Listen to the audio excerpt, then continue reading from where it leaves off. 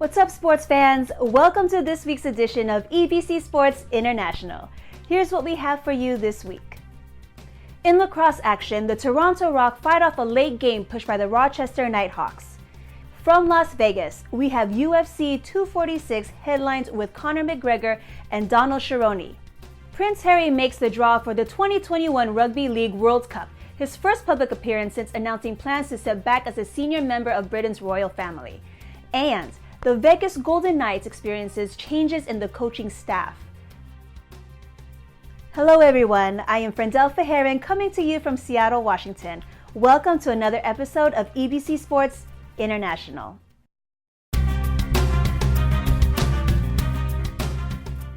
For our first story, let's take you to Canada for some National Lacrosse League action where Old Toronto team witnessed the exciting match between the Toronto Rock and the Rochester Nighthawks. Here's the story. In an early season North Division showdown in the National Lacrosse League, the Toronto Rock defeated the Rochester Nighthawks 13-12. Rob Hellier and Zach Mans scores 3 goals each to help bring victory to Toronto. The second game of the home-and-home series was a wild one. Although the Rock won the first game 14-11 at the end of December, the Nighthawks jumped out to an early 3-1 lead after the first quarter. Holden Catoni scored his first of 5 goals in the game to start off the scoring. The Rock fired back in the second quarter, outscoring Rochester 5-4, with Rob Hellier scoring 2 goals before halftime. Hellier got his hat trick to open the third quarter, with Zach Mans adding 2 goals for the Rock to take the lead 10-9 heading into the fourth quarter. Toronto held onto the lead despite a late goal by Phil Caputo, bringing the Nighthawks within 1 goal of tying the game. Rock goaltender Nick Rose was crucial in holding the lead and registered 30 saves on the day. The loss by Rochester keeps them winless on the season and in last place in the North Division. Toronto, meanwhile, stayed within 1 game of first place Halifax for the division lead. Raza Mangirit, Eagle News, 1 with 25.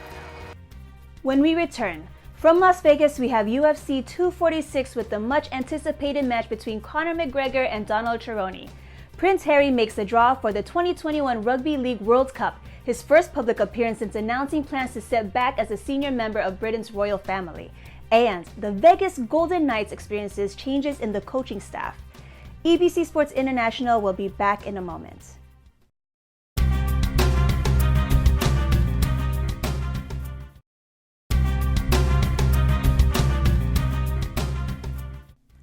Hello again, everyone, and welcome back to this edition of EBC Sports International. I'm Frendel Feheran, broadcasting from Seattle, Washington. Thanks for staying with us.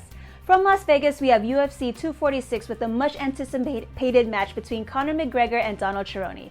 Here's the story, fight fans. The UFC made its way back to the shiny lights of Las Vegas with UFC 246. With an exciting main card leading up to the main event, it is not a mystery as to why so many fans flocked to the T-Mobile Arena in Las Vegas. The T-Mobile Arena hosted 19,040 fans who came to start their year hoping to see a comeback victory from one of the notorious UFC fighters whose name draws a large crowd. McGregor rushed Cerrone and quickly provided a number of surprising shoulder strikes to the face. A stunned Cerrone anticipated defending a kick, but failed to protect his head that dropped him to the mat. McGregor rushed Cerrone and finished him off with the ground and pound. I did come out and I let that left hand go from the chamber. The force of him dipping and me connecting with him with my hip even was a shot in itself. But I'd probably put that down to 15 months outside of the octagon. You know, they'll have to say now, you know the way they say, I've just got a left hand. They'll have to say, I've just got a left shoulder as well. A left hand and a left shoulder. The so-called experts of the game, when they'd be breaking down my skill set, they'd be saying, I'm just a fighter with a left hand, which is highly disrespectful and uneducated. And I'd be surprised that so many of the supposedly knowledgeable people, they'd be just claiming it as that. So it's a good shot in the clinch. Yeah, no, of course, I knew Donald has the most head kick knockouts in UFC history. I was saying to Megan backstage, that's the equivalent of a world title to me, to having a record like that, the most head kick knockouts. So, but at the same time, and I knew he was planning to knock me out with a head kick. I knew he wanted everyone, what if Donald catches the head kick and all this. I knew this was This is what Donald would have been envisioning, and his team. They would have been practicing how to set me up with the high kicks. But at the same time, I noticed Donald has many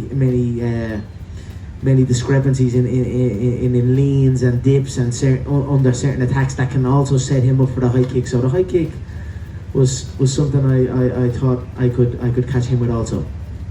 The clash of the two Titans ended abruptly with McGregor dominating over Cowboy Cerrone in the first round.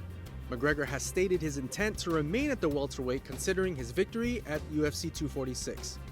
From the T-Mobile Arena in Las Vegas, Nevada, Aljamain Santos, 1 with 25. Prince Harry makes the draw for the 2021 Rugby League World Cup, his first public appearance since announcing plans to step back as a senior member of Britain's royal family. As a result of the draw, holders Australia will face Fiji, Italy, and Scotland at next year's Rugby League World Cup. 11-time winners, Australia should have little trouble progressing from Group B with only 2017 semi-finalists, Fiji looking capable of giving them a run for their money. Host England, beaten 6-0 in the 2017 final by Australia, will have Samoa, France, and Greece in Group A. The New Zealand Kiwis, for their part, have Ireland, Lebanon, who were narrowly beaten by Tonga in the last 8 in 2017, and Jamaica in Group C. Semi-finalists last time out, the Tongans are in Group D, alongside fellow Pacific Islanders Papua New Guinea, Wales, and the Cook Islands. Prince Harry, 35, is patron of the Rugby Football League, the sport's governing body in England, and his participation in the draw at Buckingham Palace was planned long before his recent shock announcement about his plans to step back from his duties as part of the royal family. Comedian and rugby league fan Adam Hill commented on Prince Harry's appearance at the draw. You know what I mean? He's across rugby league, and so for me to be at ease and chatty and knowledgeable about rugby league and the community that is rugby league and the mental side of it as well just shows that, you know, he's got a commitment to this job, he's got a commitment to rugby league, and that's what he was here for today. Rugby league needs someone high profile like the Duke, who clearly isn't just here as a ceremonial role, knows about rugby league and knows what it means to the community. So, you know, I hope he does keep his involvement with the sport. Let's head back to Vegas, this time from the octagon of UFC to the ice of hockey, where the Vegas Golden Knights have made some recent changes on the coaching staff. Our Las Vegas Bureau gives us some insight. Take a look. The coaching carousel in the National Hockey League continues in Vegas. The Golden Knights recently fired head coach Gerard Gallant just a few days ago. He is now replaced by then-fired head coach of the San Jose Sharks, Pete DeBoer. This is the 7th head coach to be fired this season in the National Hockey League.